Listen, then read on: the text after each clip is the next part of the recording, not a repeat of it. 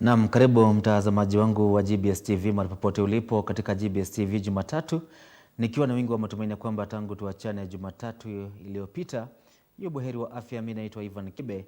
Ni wakati mwingine tunapatana kwa mara nyingine kwa neema zake Mwenyezi Mungu ndani ya GBS TV ndio tuweze kuzungumzia masuala kadhaa hapa ndani ya GBS TV, masuala ambayo yanahusu taifa letu la Kenya, hasa wakati huu. Leo ni siku ya Jumatatu ambapo macho yote yanaelekezwa katika mahakama ya upeo, ambapo leo itakuwa ni zamu ya kwanza kufungua na kuanza kusikizwa kwa kesi ambayo iliwasilishwa katika mahakama ya upeo na kiongozi wa Azimio la Umoja One Kenya Alliance Raila Amolo Odinga, huku akisuta tume ya IEBC pamoja na mwenyekiti wa tume ya IEBC Wafula Chebukati kutokana na kutokuwepo ama kutokuwa na ama kwa kuendesha zoezi la uchaguzi ambalo kundi la Azimio linahisi kana kwamba uliweza kuingiliwa.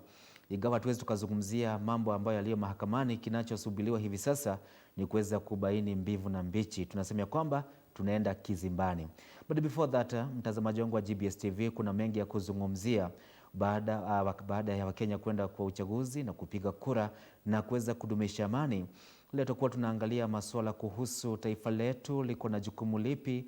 Wewe kama Mkenya, mimi nikiwa mtangazaji, wewe kuwa mfanyakazi wa serikali, mfanyakazi wa kibinafsi, wa kujiajiri, unafanyaje kuhakikisha kwamba umeweza kudumisha amani wakati huu tunapogoja mwelekeo wa mahakama ya upeo? Na siko peke yangu, siku ya leo niko na mgeni wetu ambaye atakuwa anazungumzia masuala haya. Si mwingine aitwa Reverend John Jenga kutoka kanisa la Kenya Redeemed kule Kabiria, Dagoretti Kusini. Na kando na hayo, singetaka nikuandikie kwa mate wakati ya hapa hivi kuandikia kwa wino. So kwa hivyo ningetaka nichukue wakati huu nikukaribishe ndani ya GBS TV. Asante sana. Nashukuru sana kupatikana hapa na ni heshima kubwa kwamba miongoni mwa wengi Yes.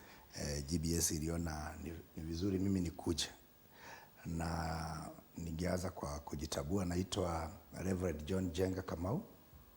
Mimi ni mchungaji wa kanisa la Kenya Redeemed Church. Tuko pale Satellite, mahali kunaitwa kwa maji, na ni eneo la Dagoretti. Na pia mimi ni chairman ama mwenyekiti wa welfare ya wachungaji katika Kabiria, wachungaji zaidi ya 65, na pia mimi ni general secretary wa dini yetu Kenya Redeemed Kenya yote. Kwa hivyo niko na majukumu mengi, na katika uwezo wa Mungu naweza kuitekeleza yote. Asante. Kwanza ningetaka niseme asante sana sababu ya kutenga muda wako kututembelea GBS TV na kukubali mwaliko wetu. Asante sana. Na mimi nashukuru pia mwaliko wa GBS. Ni nafasi mzuri ya kuweza kuzungumza na watazamaji. Najua GBS inatazamwa sana, na kwa hivyo kupata nafasi hii na nasema ni kibali kutoka kwa Mungu. Asante sana. Okay, naam. Na kuna kigezo kingine nimesahau wakati wa kampeni. Ulikuwa baadhi ya wachungaji ambao walikuwa walishikanisha Dagoretti pamoja na mitaa mingine tofauti mjini Nairobi kuhakikisha kwamba Wakenya wameendesha uchaguzi wa amani. Uliweza kuleta wanasiasa wote ambao walikuwa wanawania vitu tofauti vya ubunge, viwakilishi wa kina mama, viwakilishi wadi, kwa zungumzia umuhimu wa kuuza sera kwa amani. Maybe tungeanzia pale. Kabisa. Mimi ni mmoja wa wale wachungaji ambao wanaamini siasa sio ya watu wengine na wengine. Naamini siasa hata wachungaji wanastahili kujihusisha kabisa. Kuna wakati rais mstaafu hayati mzee Daniel Arap Moi, na Mungu alaze roho yake mahali pazuri, alisema siasa ni maisha, na akasema siasa mbaya maisha mbaya, siasa mzuri maisha mbaya. Na huo msemo sijui kama watu walichukua namna gani. Sasa hii ukiangalia kila kitu ni kama imesimama sababu tu ya siasa. Na juzi tukawa na mambo ambayo ilifanyika, tukawa na mwaniaji mmoja wa urais akakuja na mambo ya kupanda bangi na nini, na ndio ukaona wachungaji wameamuka, wameanza hata kukemea hiyo pepo. Lakini ukiuliza wachungaji kwa nini yeye anasimama na anapata wafuasi, lakini wachungaji hawataki, watakwambia siasa ni shetani, siasa ni mbaya. Mimi siamini hivyo, na ndio ukasema kwa ukweli kwamba nilikuwa mmoja wa kushikanisha ama kulete wanaowania viti pamoja, ndio hata wachungaji wapate nafasi ya kuwasikiza na kuwauliza maswali. Wachungaji wamepotelea tu kwa maombi, lakini hata hawajui wanaombea nini. Saa ingine huwezi ombea kile ambacho haujui, lazima kwanza usikize, and then uambie Mungu, kulingana nisikia ule akiongea, ningependa Mungu tupatie kiongozi kama huyu. Lakini ukiomba tu blanket, hakuna mahali kwa Bible watu waliomba blanket prayers. Hata Hana akiomba alisema nataka unipe mtoto kijana. She was very specific. So nilipoleta wachungaji pamoja kuweza kusikiza hawa viongozi, nilikuwa nawapatia nafasi ili wakifanya uamuzi, wafanye uamuzi ambao ni wa busara. Naamini hiyo ndio njia ya kuelekea. Ukiwa kama katibu wa kanisa la Redeem Church, yes, maybe Kenya mzima, safari yako ya kueneza ujumbe wa amani wakati wa kabla, wakati na baada ya uchaguzi, safari imekuwa vipi? Imekuwa ngumu kidogo, sababu kila mahala ambapo unatoka kwenda kupeleka habari lazima kuhusike fedha, na saa ingine kanisa haitagharamia, wewe mwenyewe ndiye utagharamia. Na usisahau kwamba mimi pia nilikuwa kwa kuwania kiti, nilikuwa nimesimama kiti ya ubunge pande za Kipipiri huko Nyandarua. So nilikuwa na majukumu ya kutafuta kura zangu, na bado naeneza amani kama katibu wa Kenya Redeemed Church. Na nichukue nafasi hii nimshukuru sana askofu wetu Bishop Cyrus Jogo na wachungaji wale wengine ambao tunafanya kazi na wao, sababu kwa kanisa letu, mwanzilishi wa kanisa letu Bishop Alan Njeru alikuwa mbunge. So kanisa letu halinanga shida na siasa. So kwa kanisa nilikuwa na support. Kwa hivyo sikuwa na shida kwamba naangalia nyuma naweza pinduliwa, naweza tolewa kwa kiti. Sikuwa na hiyo wasiwasi. Shida yangu tu ilikuwa wale unakuta na kule unaenda inakugharimu wewe. So hapo ndipo tu naweza sema nilikuwa na changamoto. Okay, thank you. Now, kabla tuzungumze mengi, leo macho yote yanaelekezwa katika mahakama ya upeo. Na sijui kama nyinyi viongozi wa kidini, expectations zenu ni zipi? Actually, kiongozi wote wa kidini expectation yake ni ukweli.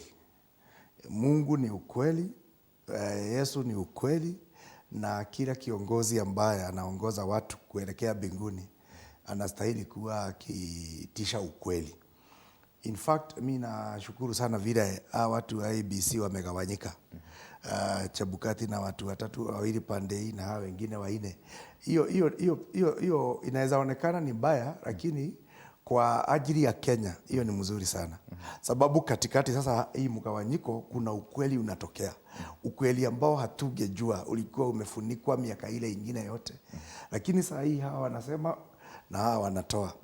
Eventually Supreme Court, majaji wale 7 watasikiza na waangalia ushahidi na wafanye uamuzi, na tunaamini ule uamuzi watafanya wa ukweli. Sasa wachungaji, kile ambacho tunafanya ni kuomba kwamba Mungu awape ujasiri wa kuamua bila kupendelea. Kile ambacho kitawekwa kwa mezani, kile ambacho kitawekwa kwa macho yao wakione, waamue, na vile wataamua tutaheshimu. Na vile wataamua tutaheshimu.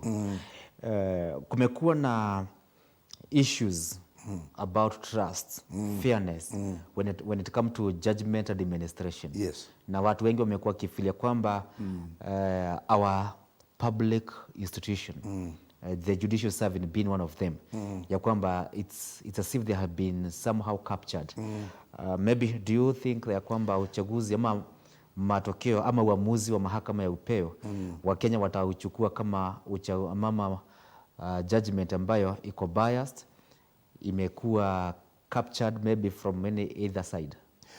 Nafikiria tukiangalia ile uamuzi wakati wa BBI ulionyesha kwamba majaji ambao tuko nao sahi hawako under state capture.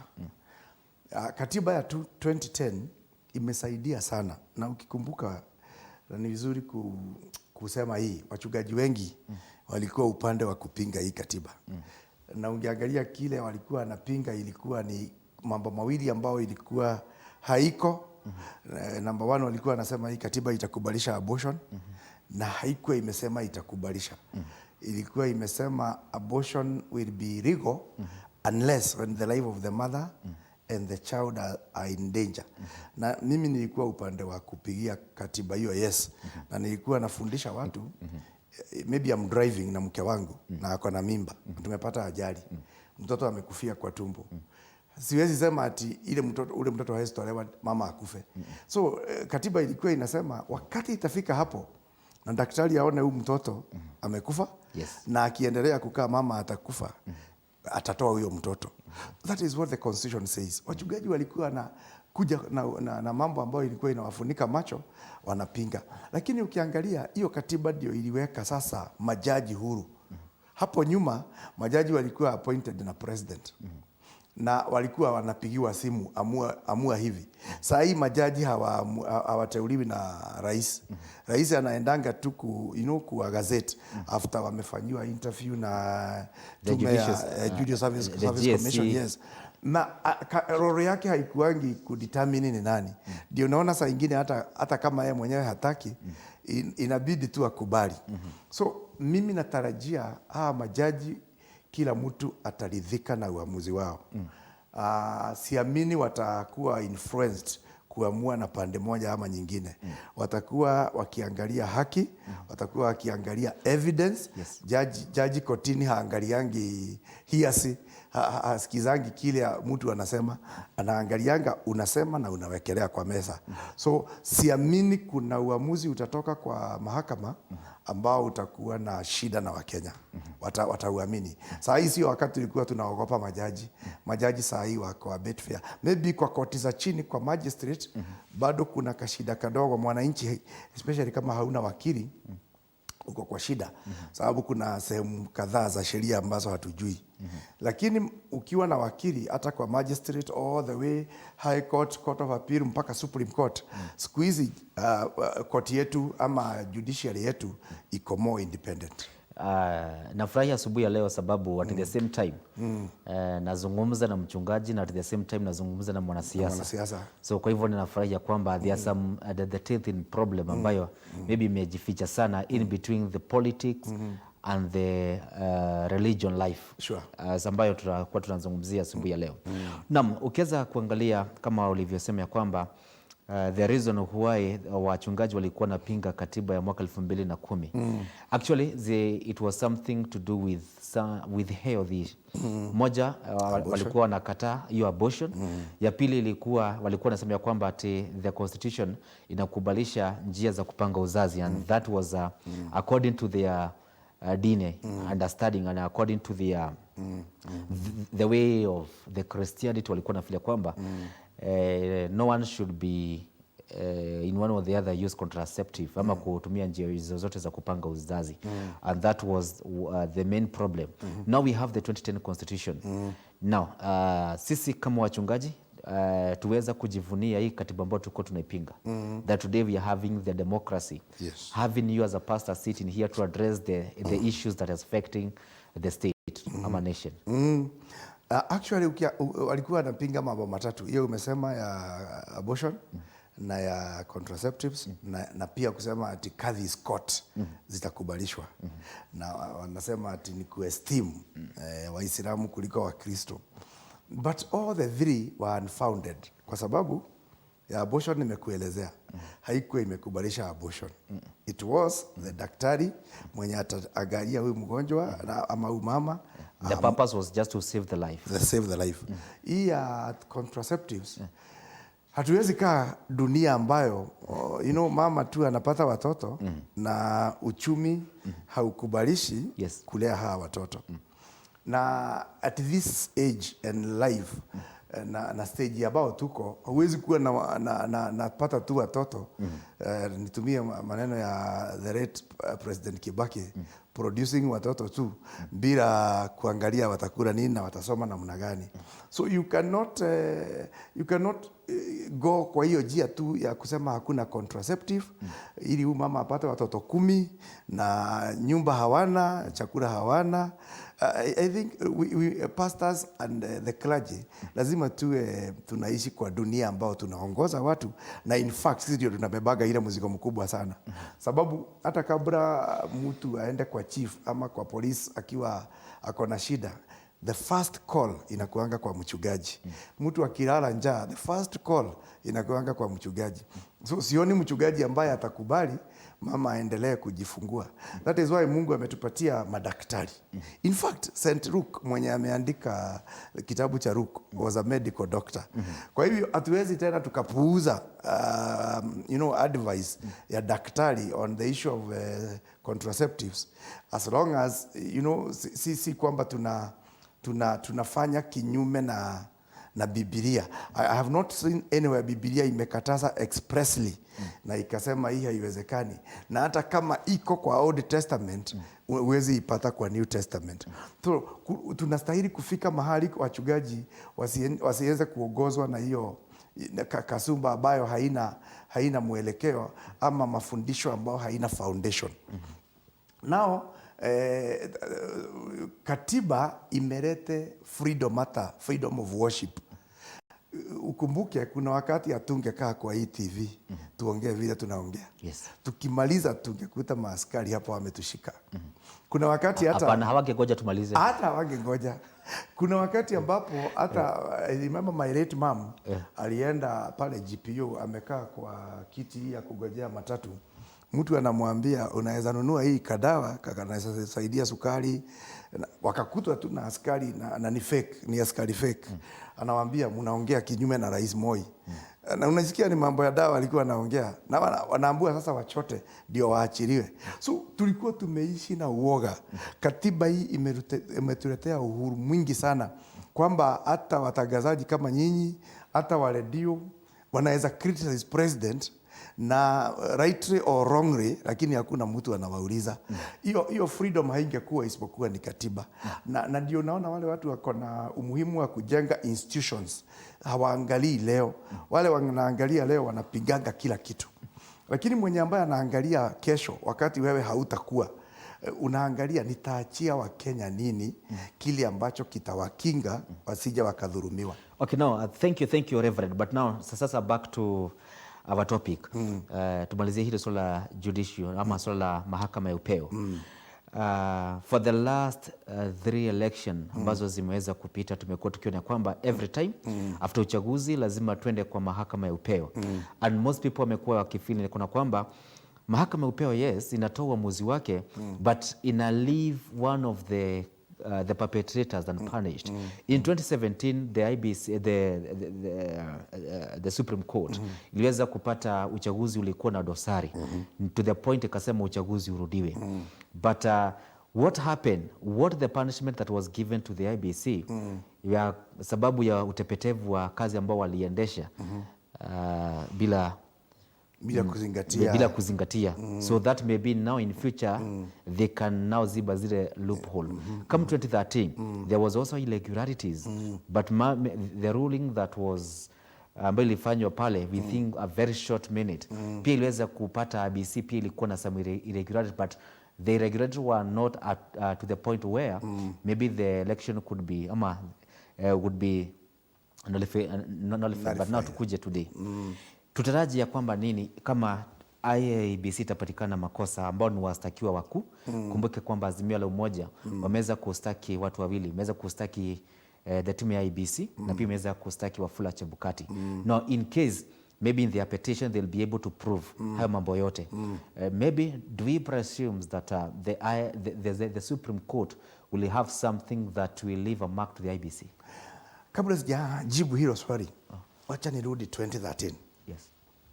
2013 shida ilikuwa Supreme Court ilikataa evidence ama affidavits zenye zililetwa, wakasema zimeletwa out of time. zenye zilikuwa na ukweli. Na hiyo ni jambo moja ambayo imeweka the Chief Justice then Willy Mutunga, ambaye alikuwa kwa street. Willy Mutunga alikuwa anga kwa barabara akipigania haki, ilimuweka alama kidogo, sababu katiba inasema some procedures hazitazuia ukweli. Lakini yeye alikubalisha kwamba the whole set of 900 pages ya affidavit ikataliwe kwa sababu ya it is time barred. Hapo ndipo uchaguzi wa 2013 tulipotezea, na ikasemekana ulikuwa mzuri. Hiyo ilizaa uchaguzi wa 2017 ufanywe vibaya. Now uchaguzi wa 2017 Maraga akanalify uchaguzi, lakini hakupoint mwenye amekosea.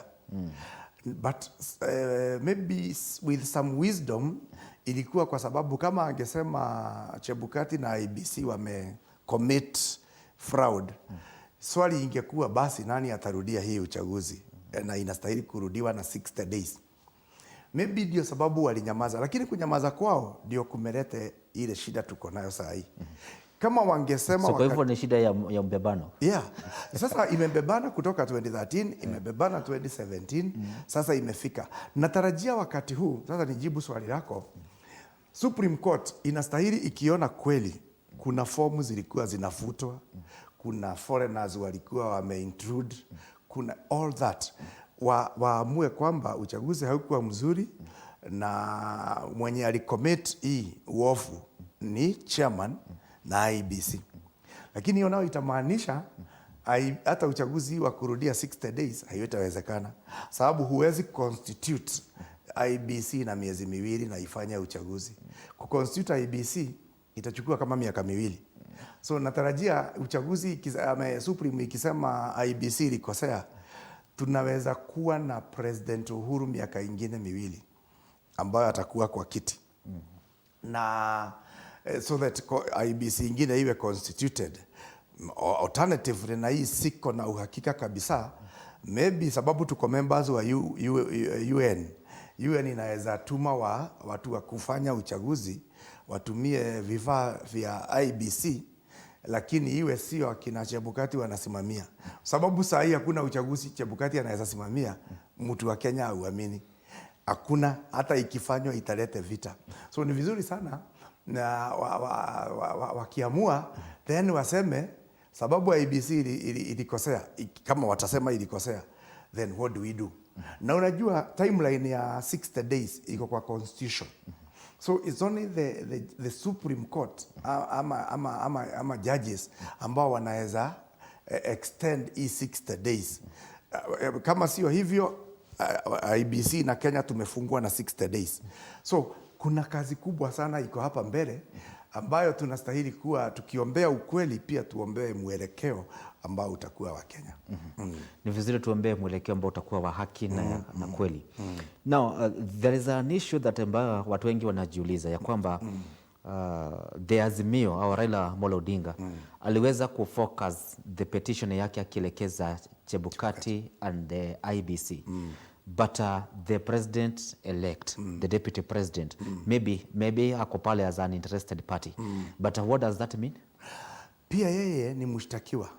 Ukiangalia petition ya Azimio ama ya Raila Baba, iko na all the commissioners 7 na IEBC na William Ruto. Sababu yeye ndiye beneficiary wa hiyo uchaguzi. So ile maamuzi itatolewa, ita affect IEBC, affect chairman na affect the president elect. Na bahati mzuri ambayo maybe kwa upande wake ako nayo Azimio ni kwamba commissioners wamefile reprise zao individually. Chebukati amefile yake na makomishina wengine wamefile yao. So katika zile filing, katika zile majibu, kuna ukweli ambao majaji wa Supreme watapata. Hata kile kigefichwa na blanket IEBC kimefichuka kwa hawa majaji wengine, makomishina wengine ambao wamefile separately. So tunatarajia a very interesting scenario and a very wider way of looking at things, na itajenga jurisprudence ya mahakama yetu. Okay, thank you. Swali la pili ambalo nilikuwa linakuja on the same lilikuwa linahusiana na something that you have mentioned. Yes. Ya kwamba apart from the Raila Odinga's petition, there were other 8 because zote ni 9. There were other 8. Maybe in the court jurisprudence in which wataweza kuchukua zile mashtaka zote ama zingine zitajumulishwa pamoja. Mostly watajumulisha pamoja sababu zile ambazo isipokuwa ya Moses Kuria ambayo iko kinyume na Raila kwamba alilete furugu Bomas. Hizi zingine zote 8 zina accuse Chebukati na IEBC. So zitaletwa pamoja na moja hii ya maybe ya Raila itakuwa the lead. Ndio itakuwa na file itakuwa na hiyo jina. Lakini issues zitakuwa collapsed. Kila kitafanyika kesho kutakuwa na kitu kinaitwa pre-trial conference. Is it not today Monday? Nadhani ni kesho Tuesday. Yes. Sababu leo ni wale ambao wanafanya kitu inaitwa interlocutory. Wale ambao wangependa kuwa friend of the court kama Law Society of Kenya, AG walete kesho wakae chini. Waamue kwa hiyo pre-trial wataamua the issues to be determined. Ukiangalia maombi ya Raila ni 22 the prayers. Maybe watasi-corrupts ziwe kama 5. Tunaamua hii na hii na hii ambazo zimetajwa na hawa wengine. Sasa waseme tutakuwa tukidili na hizi issues 5. Koti itaamua hizi. Sasa tena kesho tu ndio watapeana the petitioner atapewa 1 hour na wengine 30 na wale wa kureply 1 hour na wale wengine then sasa tuone kama ni kesho afternoon tuanze na hiyo inaenda mpaka past saa 2 sababu lazima wamalize hearing Tuesday, Wednesday, Thursday, Friday. Ndio majaji waandike judgment Saturday na Sunday. Ndio Monday wakuja waisome. Haiwezi pita Monday. Kwa hivyo kuna mambo ambayo itafanyika kila siku from tomorrow. There will be surprises. Na hizi vitu zimeandikwa hapa pia kwa affidavit, zingine sasa will be demonstrated in court. So we are expecting a very, very healthy and robust argument kwa Supreme Court. Ambao pia itakuwa funzo hata kwa wananchi wa Kenya. Watakuwa wanasoma na ni vizuri wale ambao wako interested na law, especially the young ones like hawa, wakuwe so keen so that waelewe mambo mengi. Okay, maybe kabla tuchukue break fupi on the same. Yes. Do you think that the time bound maybe to the judges might in one or the other infringe with the judgment? Actually it will compromise. Na ndio ulikuwa unaona sijui kwa nini watu hawakuelewa BBI. BBI ilikuwa bado imelete hii siku 14 ifanywe 30. 14 days is too short. Majaji kuangalia zile makato ni uliona hapo zimeletwa na roli na hizo zilikuwa za Raila pekee. Kuna hawa wengine 8 alafu reprise hawa watu wote alafu zile za friends of the court. Majaji hawatakuwa na uwezo hata kama wako na young ones kama hawa ambao wanawafanyia research wale wa kuwasaidia wangepewa more time, they would come up with a better thing than what they will come up with. Lakini kwa sasa sheria ni kwamba ni 14 days, haiwezi pitishwa hata 1 minute na ilikuwa imekuwa cured na BBI. So majaji wako na kibarua ngumu sana. Naamini watajaribu sana wamalize kusikiza kesi by Friday maybe mchana. Ndio afternoon ya Friday waende retreat na Saturday na Sunday, Monday asubuhi ama Monday saa 8 wakuja na judgment. Okay, thank you. Maybe in what you fathom about this ruling or the court process maybe. Yes.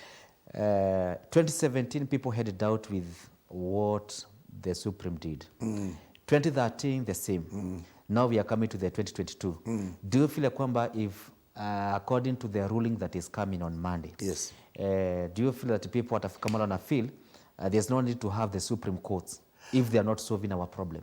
No, they will have the more faith na Supreme Court, especially kama itakuwa imechambua kile kimewekelewa kwa meza. 2013 mahali walikosea ni kwamba Willy Mutunga alikuja akasoma 2 sentences na akatupilia hiyo application ama hiyo petition hiyo ilisumbua watu sana. 2017 tuliweka history.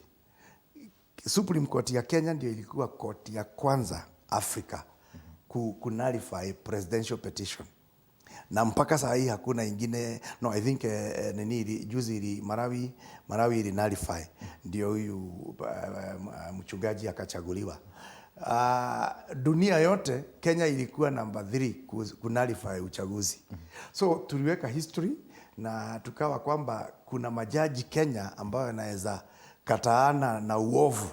So hata saa hii si kwamba watu watakosa imani, watu watapata imani zaidi, lakini kuna wakati wote mnaenda kotini, kuna mwenye kushtaki na mwenye kushtakiwa, lazima kuna mmoja haridhikangi. Hata saa hii kuna wenye wameshtaki, ikiwa kinyume na wao hawataridhika, lakini watakubali. Mwenye ameshtakiwa like now the president elect, uchaguzi yake na ile certificate ikiwa cancelled na hiyo Kenya Gazette ikiwa nullified, hataridhika, lakini atakubali depending na the content of the judgment. Depend with the content of the judgment. Now, is it a must, na tuchukue break fupi, is it a must ya kwamba every time tukienda kwa uchaguzi lazima tumalizie na Supreme Courts? What's the problem? Not a must. Actually, kama ile tumesema ya kubebana, kama IEBC ingekuwa condemned ama ingekuwa pointed ama brought out kwamba ni wao wameharibu uchaguzi wa 2017, sababu huwezi nullify uchaguzi na mwenye alisimamia umuache hapo. Kama ingekuwa imeondolewa, maybe hatungefika kwa Supreme Court saa hii. Hata kama mitambo ya IEBC ilikuwa proof, haingekuwa hacked na iwe the forms were being displayed vile zilifanywa siku ya kwanza. Sasa kile ambacho petitioner atajaribu kuonyesha ni kwamba ile matokeo ilikuwa inatumwa pale ilikuwa si ukweli. Otherwise, kama ingekuwa tu ni ukweli na hakukuwa na hacking, hata hakuna mtu angeenda kotini, sababu ilikuwa inakuja fomu ya kipipiri ya wapi, watu wakiona na wakihesabu. Ingemalizia mahali tunamalizia, hata haingechukua siku 3 kutangaza mshindi. Lakini hata unaona, sababu ya ujanja na mambo yenye ilikuwa inafanyika, ilienda mpaka karibu siku ya 6 na ilikuwa inatangazwa jioni na karibu vita itokee, isipokuwa ni polisi wale walikuwa pale, na hiyo vita ingetoka hapo ingeenda mpaka mashinani. So si kwamba kila uchaguzi itaenda Supreme. If they get it right with IEBC, nobody is interested. Ukumbuke kwenda Supreme unalipa, kufile kesi unalipa $1 million. Sasa hawa watu wote wamefile, wamelipa million, na hata hawa watapinga ya MCA ama ya MP ama lazima ulipe na uweke deposit kwamba ukiruse case kuna hii pesa itachukuliwa na koti. Hakuna mtu angependa kwenda kotini. Watu wa Kenya wangependa uchaguzi ifanywe uchaguzi ya haki, tumalizane na hiyo story. Tungekuwa tunaapisha Ruto kesho 30th kama hakuna challenge ya Supreme Court. He is supposed to be sworn tomorrow 30th of August. Lakini sasa unaona tuko kwa suspense. Wakiamua it was null and void, tunaenda kwa suspense miezi ingine 2, ina affect biashara. So let us get it right kwa IEBC. Tukiipata right, uchaguzi ni kitu ya kufanya na siku moja, na tunamaliza na matangazo after 3 days na tunarudi kazini na tunaendelea. Naomba tuchukue break fupi, tukirejea tena tutakuwa tunamaliza na fesi yako kama mwanasiasa, tuingie fesi ya kiongozi wa kanisa. Lakini tutakuja kumalizia na swala la apart from Supreme Court, na mambo na election today. Kuna uchaguzi ambao inafaa kuendeshwa kule Kakamega na Mombasa na pia sehemu zingine ambazo hazikuweza kufanya chaguzi zao za ubunge. So kwa hivyo nachukua break fupi, nikirejea tena nitakuwa nazungumza na mgeni wetu ambaye ni Reverend John Jenga kutoka Kenya Redeemed Church. Sure. Thank you.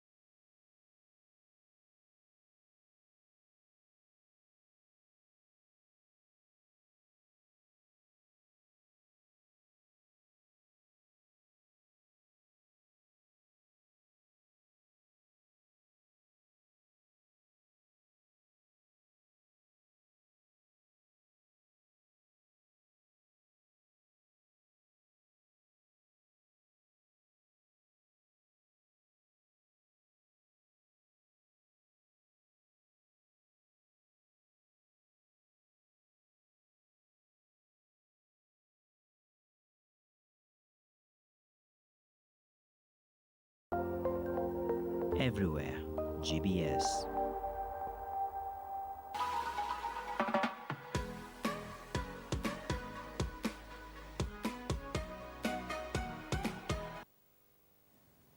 Naam, karibu tena mtazamaji wangu wa GBS TV mahali popote ulipo.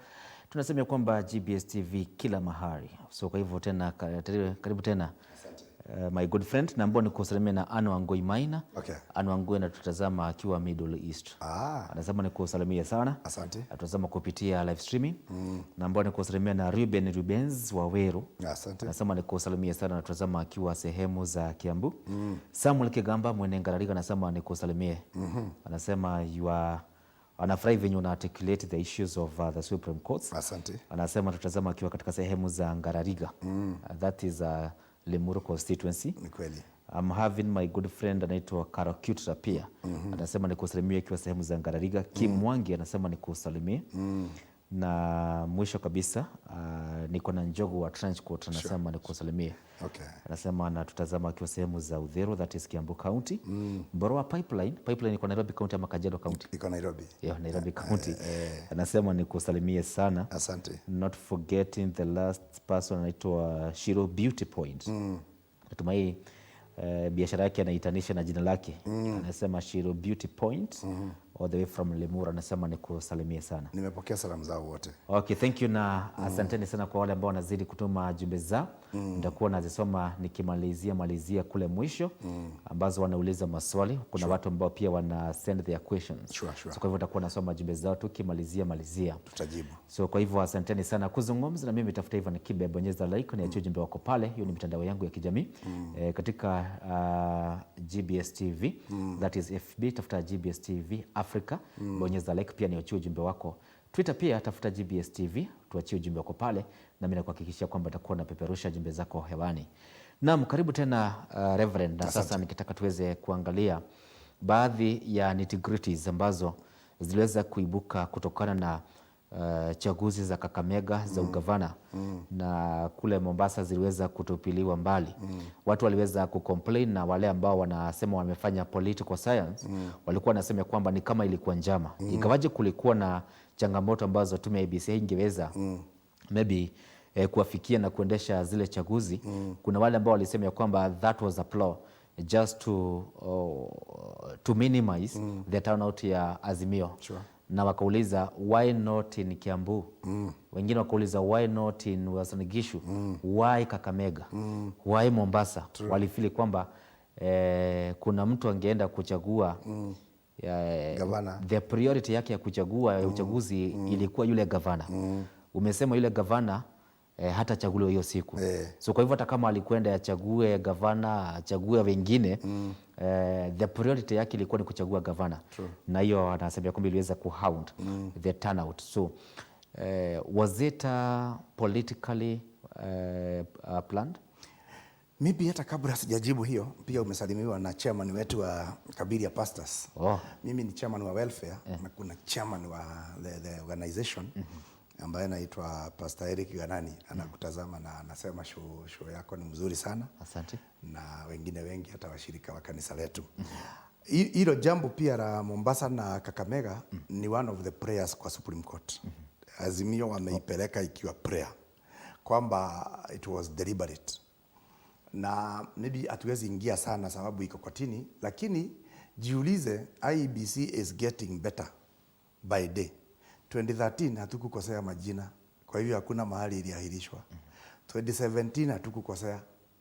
Kwa nini wakati tumekuwa watu wazima, kwa nini wakati tumekuwa more advanced iwe kwamba kuna majina ilikosewa na iwe ni ya the strongholds za Azimio? So that question itakuja na itakuwa ni swali ambalo litalete maswali mengi sana. Na kulingana na wale makomishna wengine akina Cherera na hawa waine wanasema it was a deliberate move by the chairman.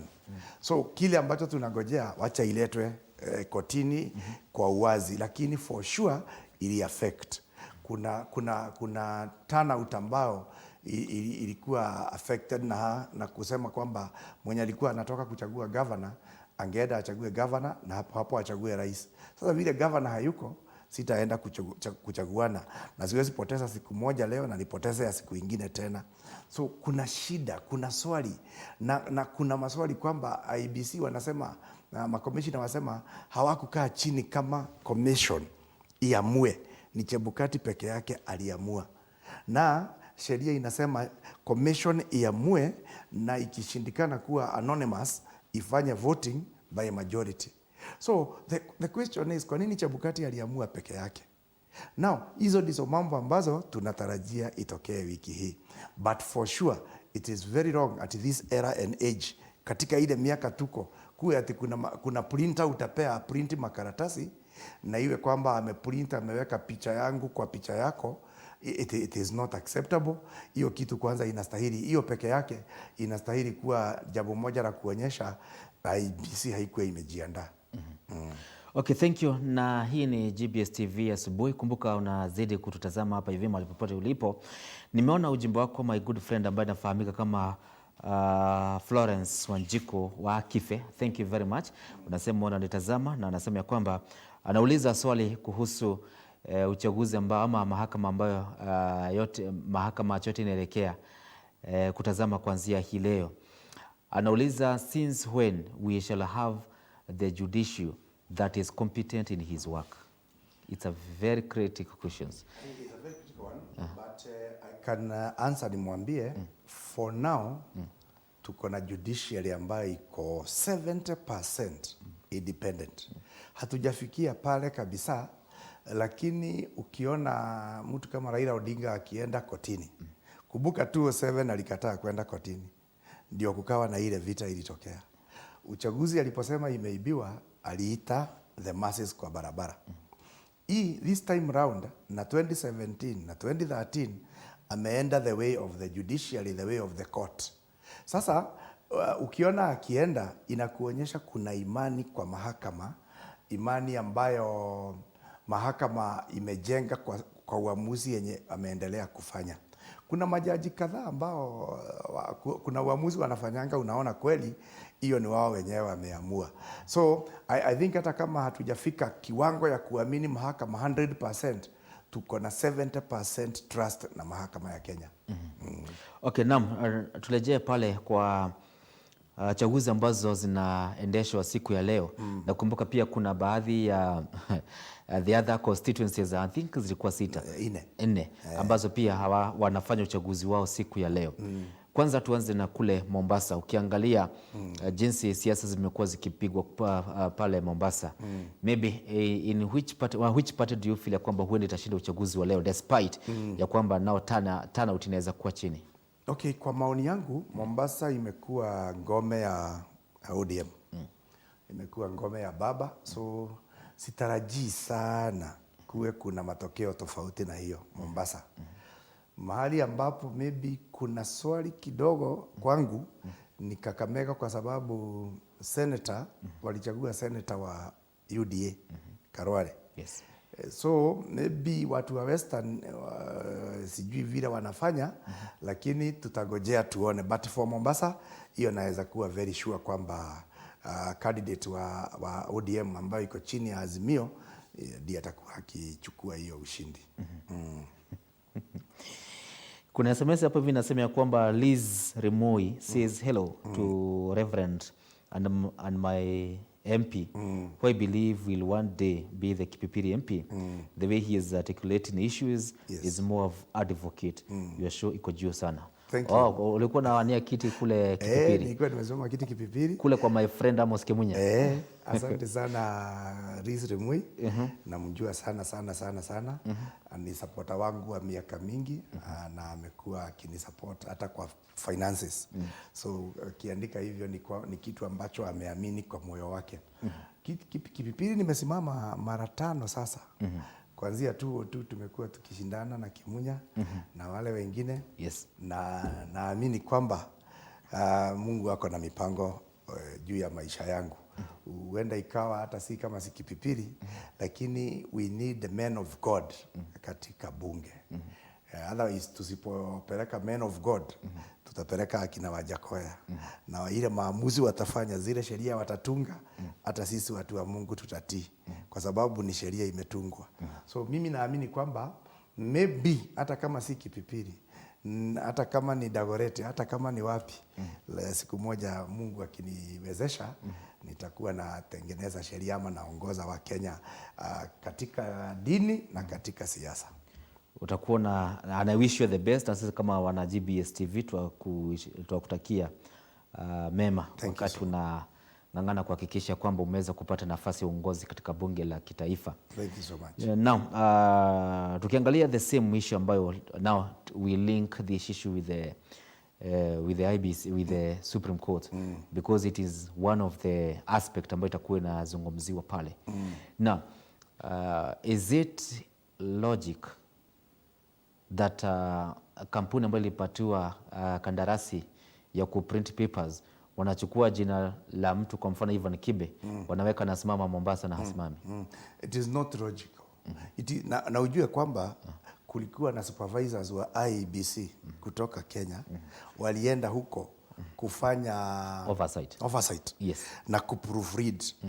Na so hiyo kitu ya kusema ati ilikosewa, hiyo ilikuwa deliberate. Sababu wale walienda kuproofread wangeona kwamba hapa kumechanganyishwa. Kumbuka wakili mmoja wa Azimio, Paul Mwangi, alienda kule na akaona form 34A zimekuwa printed mara mbili. Na aliporudi Kenya akauliza hiyo swali. Na ni jambo ambalo pia liko kwa affidavit ya hawa makomishina waine kwamba Chebukati aliprint form 34A mara mbili. So kama an outsider Paul Mwangi anaona kuna makosa, kwa nini mtu wa IEBC ambao wamepeana contract akose kuona kuna shida ambayo imetokea na majina imekosewa na jina langu limewekwa Mombasa na mimi ni wa Kipipiri? Lazima kulikuwa na kitu ilikuwa imepangwa, ama wale walikuwa waenda waka supervise hawakutumwa. So it was a very deliberate way for isaidie nani hatuwezi jibu, iwe ina faida kwa nani hatuwezi jibu, but I can say with confidence that was a plan. That was a plan. So on a layman's language, yes. Nikisema ya kwamba uchaguzi ama wizi wa kura wa uchaguzi ambao umeweza kutamatika ulianza ama ni njama ilianza even before the casting of vote, naweza kuwa nimekosea? Now hautakuwa umekosea na hili jambo litajibiwa. Ukiangalia affidavit zenye ziko kwa Supreme Court, kuna mwenye amesema ilianza March. Na sija ngoja kwanza. Sitaki Wakenya waseme nimesema wizi ilianza. Kura hiyo. Nimesema in layman's language. Kwa maoni yako wewe mwenyewe. Mimi kwa maoni yangu. Kwa hivyo sitaki watu waseme Ivan Kibe amesema uchaguzi uliibiwa. Hapana. Nimesema ya kwamba ni hisia zangu. Na tutagoja sababu iko kotini. Wacha koti italete hiyo kitu, italetwa kotini.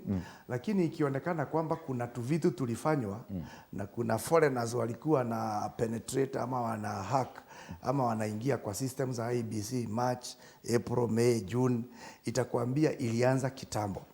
Katika printing wakileta vile teda ya printing ilipeanwa ionekane ilikuwa biased, now your argument will be very valid. But now hawezi ingia sana ndani kwa sababu iko kwa mahakama.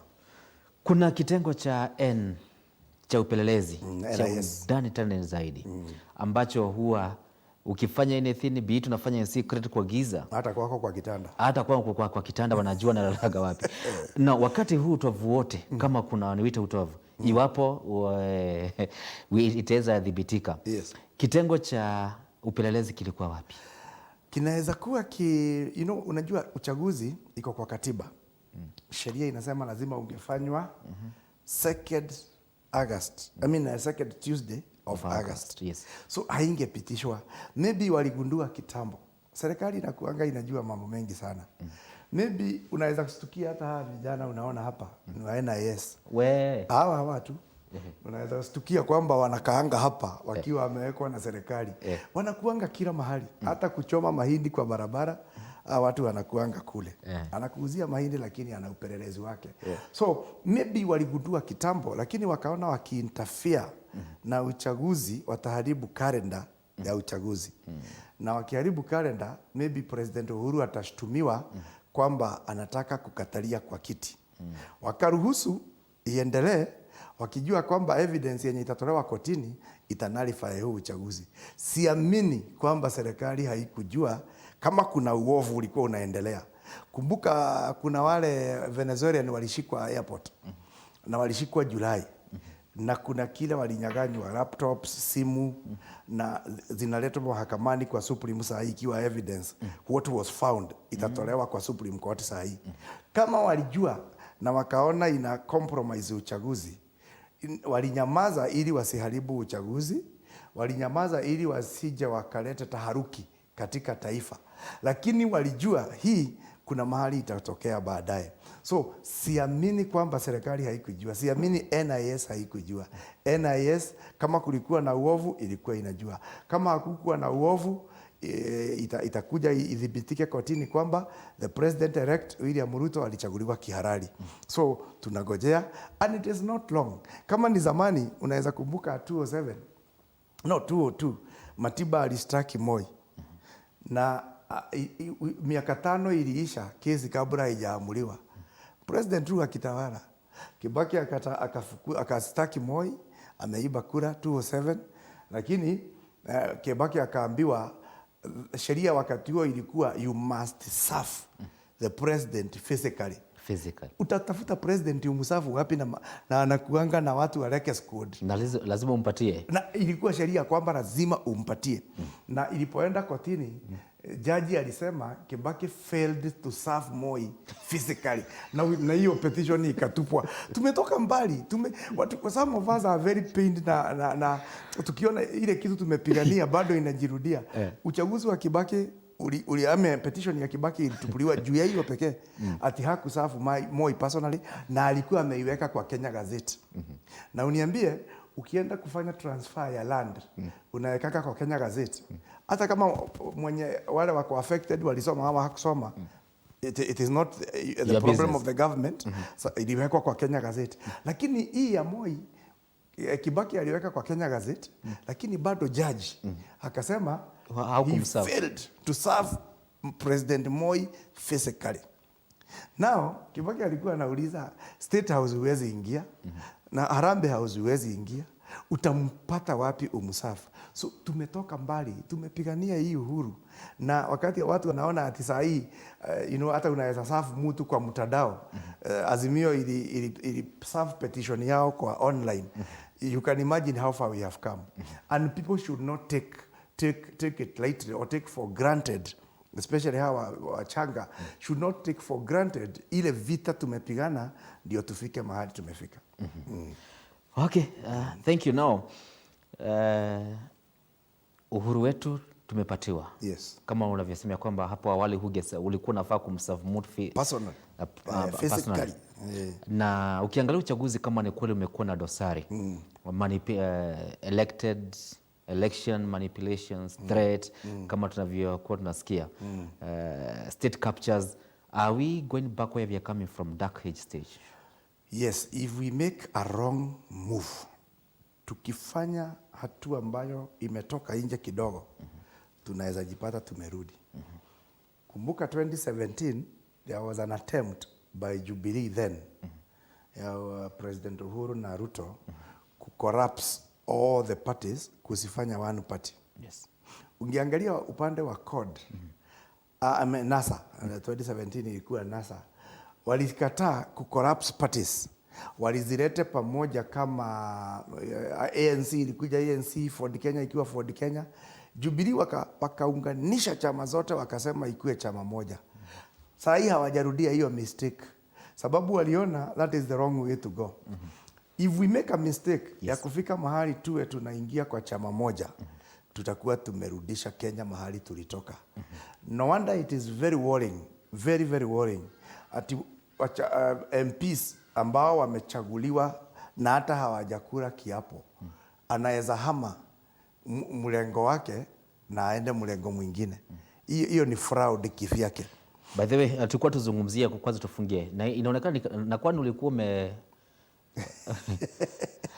Unajua mimi ni mchungaji naonanga hata kwa roho. Nilikuwa tuje tuzungumzie swala la the Political Parties Act ambayo inasema vizuri ya kwamba ukichaguliwa, yes, kama kwa mfano umechaguliwa na chama cha Jubilee, huwezi hama kama miezi 6 haijaisha. Yes. And now we have seen watu ambao hajaapishwa, yes, already wameanza kuvuka kwenda pande ile. But before that, allow me to read only the 2 message ambayo inasema kwamba David Njero, powerful discussion.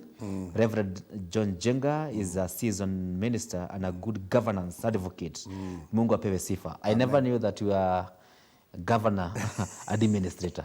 Actually, governance, sorry. Any pastor is a governance leader. Any minister wa gospel, sababu we deal with so many things. David Jero is my lecturer and alikuwa ananifundisha theology katika Bibu University, and he is a very very articulate guy. Na pastors they play a very big role. Pastors si kuhubiri pale Sunday. Kuhubiri anybody can preach. Yes, including me. Hata wewe ukishika kamstari kamoja na useme Mungu anasema, you can preach. But bringing up a church ama kuwa kiongozi wa kanisa, kusimamisha kanisa, una deal na mambo, na unajua hata washirika wengine wako ni wasomi kukuliko, na watakuja kwako utatue shida zao. So ukisikia akisema governance leader, it is true. Every pastor should be able to handle hata watu ambao wako advance kumuliko. Tuna deal na watu wa PhD, hata kama sisi tuko na degree moja pekee, wengine hata hawana degree, lakini anasuluhisha kesi ya watu ambao wamesoma sana. In fact, isipokuwa ni vile church imekataa kuchukua nafasi yake. Even the kings, they should come to us, yes, to seek advice kabla ya kufanya uamuzi wowote. Even now the Supreme Court wanastahili, kama kungekuwa na a stable church structure in Kenya, like wakati wa kina Henry Okuru, Timothy Joya, Bishop Dingi Mwana Wanzeki, by then those men of God walikuwa wamejiestablish. Supreme Court ingeita wachungaji wale wanaongoza wengine, our senior bishops, wawaulize nyinyi kabla hatujafanya uamuzi, what is your view, what is God saying, Mungu anasema nini, sababu anawaongeleshanga. Hii uchaguzi ilikuwa namna gani? Hakuna mahali kwa Biblia leadership ya nchi ilikuwa inafanya uamuzi bila kuuliza the priests. That is how powerful the office of a priest is. Lakini tumekuja water down by being partisan. Sasa hii wahubiri tumekuwa partisan just like me and you. Utaweza kuta kuna wahubiri wa Azimio, kuna wahubiri wa Kenya Kwanza, and as long as mimi ni wa Ruto, hata kama kuna leto evidence gani, naambia wale wengine nyamazeni, tulimaliza, we want to move on. Na wale ambao ni wa Azimio tunasema haijaisha, it is not over until it is over. Sasa tumegawanyika. Naona mmoja ameandika it will be over when it will come home. Now you see. So that's a very insightful. Na huyo ni mwananchi, lakini hata kwa wachungaji, yes, kuna wale wanasema it is not over until it come home. And pastors are not supposed to go that level. Lakini tumefika hapo. Okay, naam. Habakuku Nyongesa anasema watching from Kiminini, yes, Trans Nzoia County. Thank you very much people from Trans Nzoia ambao wanatutazama. Thank you. Na wewe ambao na wewe unatutazama ukiwa wapi? Vizuri uweze kutuambia pia unatutazama ukiwa wapi, ili tuweze kujumulisha katika mazungumzo yetu. Mimi naitwa Ivan Kibe na huwa nasema mimi na mtoa nafasi, mazungumzo yanakuwa ni kwenu. Kabisa. Now, tuangalie swala ambalo likuwa na lizungumzia. These issues of shifting from one party to party. And we have seen. Yes. And we also tuliona Raila Amolo Odinga akicomplain. Martha Karua alisema ya kwamba it's against the law. And initially it can work against the party leaders, especially ambao anapokea hawa watu ambao inasemekana ya kwamba wanahama chama, yes, hata kabla wajakula kiapo. Hawa bunge walikuwa ni wabunge 10 ama 12 waliweza kujiunga na Kenya Kwanza hata kabla maybe rais hajatangazwa, wao wenyewe hawajaapishwa. Na nikasema ya kwamba political Act inasema ya kwamba once you have been elected you have to be in that party at least for 6 months. Then after 6 months then you can shift to any party and you can join any party that you wish to join. But now even the new administration of the government, it has not yet kicked off. Yes. But now you have shifted. Yes. What does that tell you? And which crime have they committed? Number one, it tells you you are not a principled leader. Okay? Hukuwa na maadili yenye ilifanya uingie kwa mlengo ambao uliingia. Sababu kama ulikuwa kwa mlengo wa Azimio, there must be some values zenye zilifanya useme wewe ni wa Azimio. Na hata kama uko chama cha fulani lakini unaunga mkono Azimio, uko kwa abura ya Azimio kwa sababu ulikubaliana na manifesto ya Azimio na muongozo wa Raila Odinga na Martha Karua. Now ukishift inakwambia ama inaambia wananchi wa Kenya, wewe hata si kiongozi wa kutumainiwa.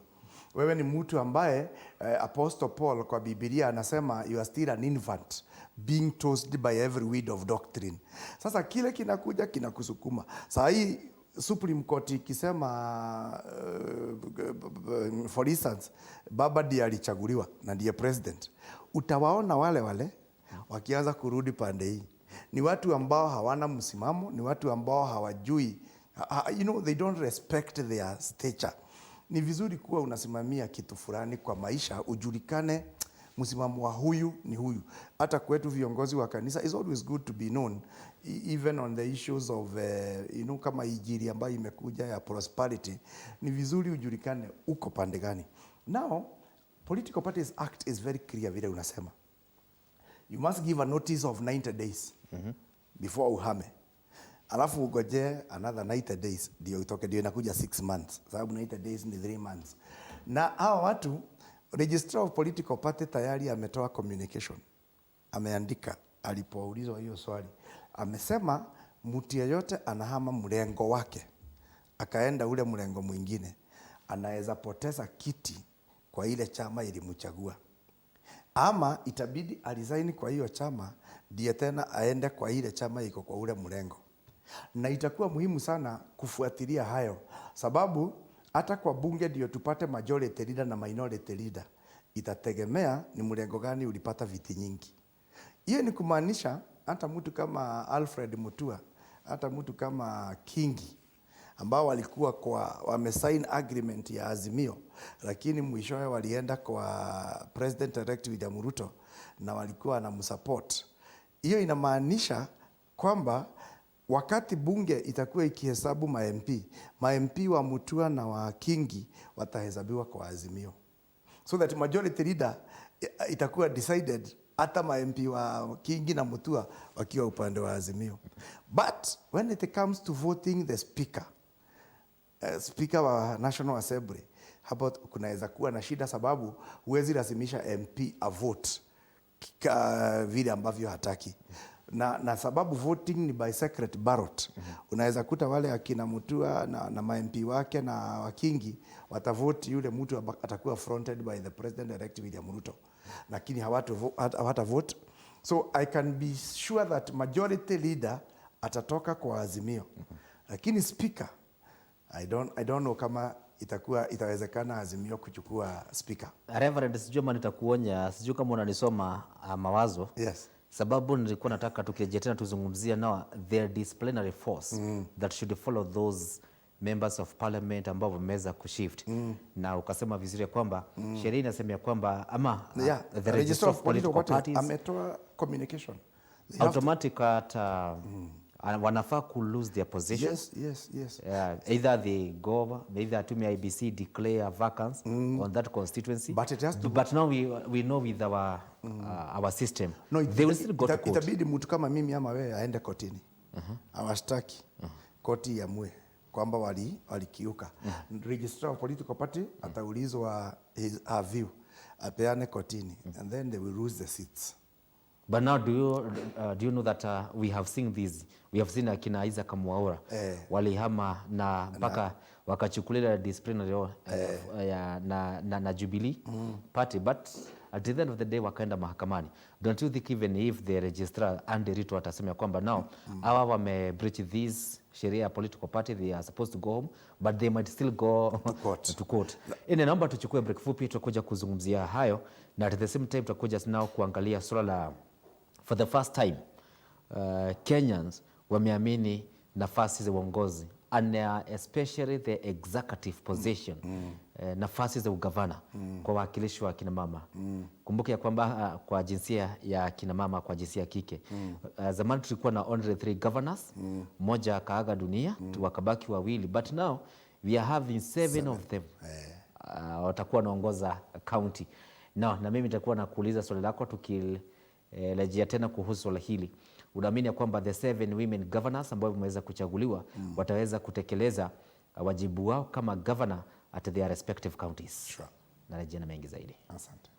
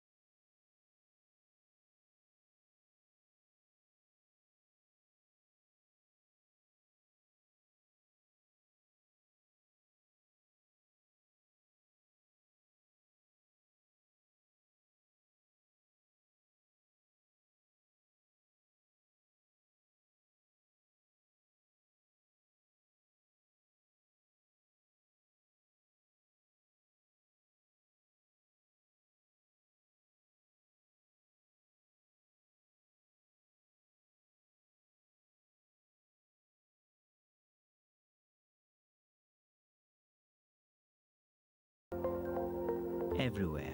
GBS.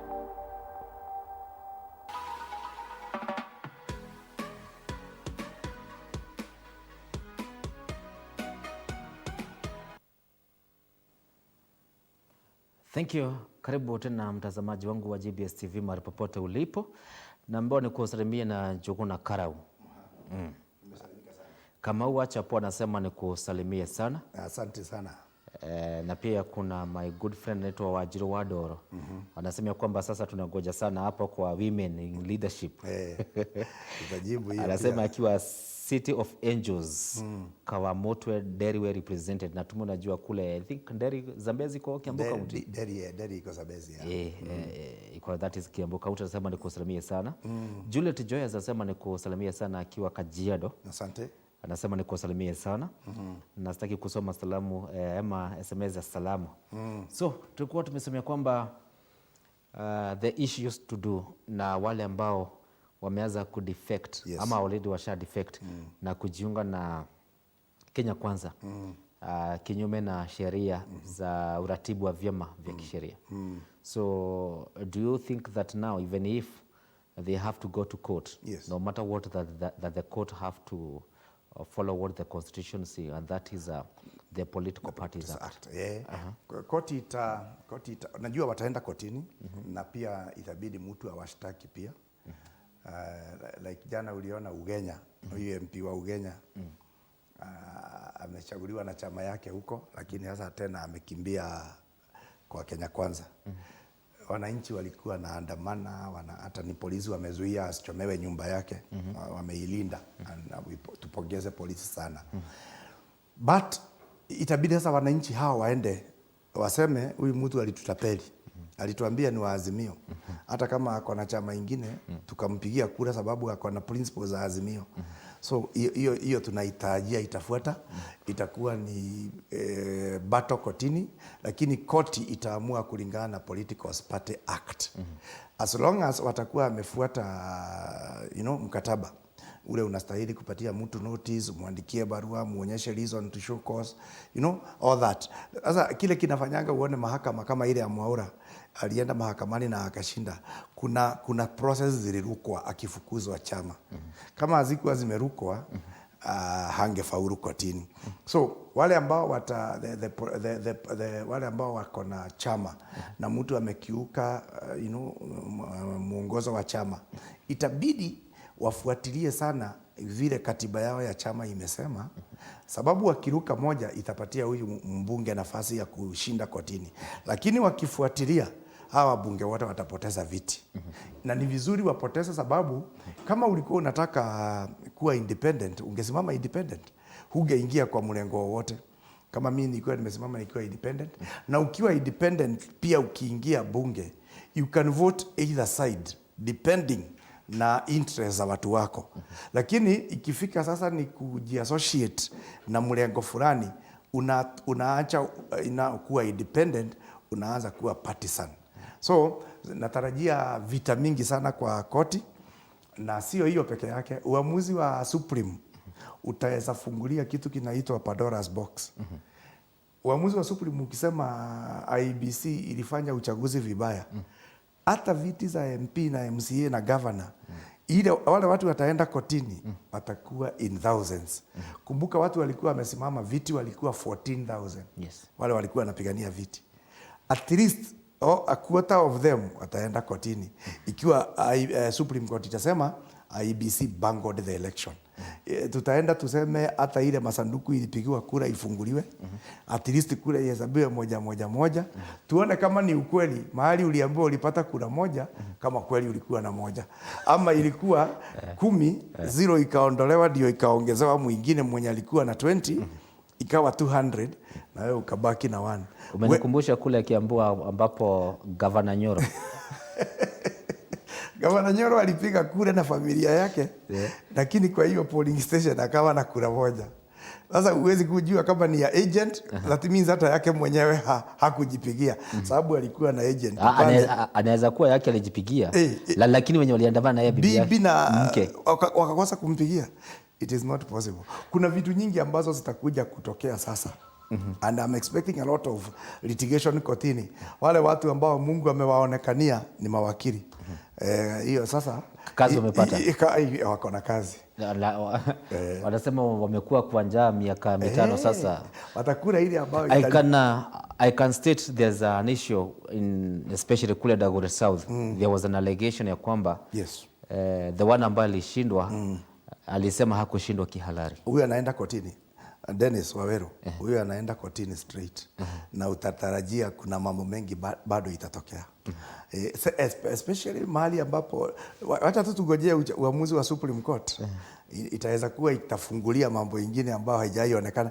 We might even go for a mini election badala ya by election. Huenda ikawa by election ni nyingi, iwe kwamba haiwezi itwa by election tena. Iwe itafanywa ikiwa mini election. Bado hatujaona mambo bado inakuja. Okay, naam.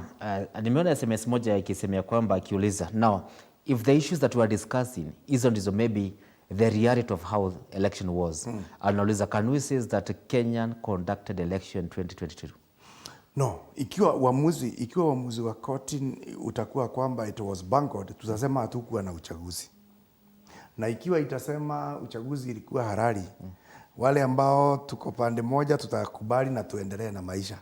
But mimi ningependa kusema hivi, going forward, IEBC should be very careful. Si vizuri watu wapige kura na watokee na tena matokeo iwe sio kile watu walipiga. Watu watakosa maana ya uchaguzi. Unaona sasa hii watu walitokea around 60%. Maybe the next election hata hawatafika 40. Sababu utakuwa ukijua hata nikipiga kura haina maana. So it is very good turejeshe the trust kwa IEBC.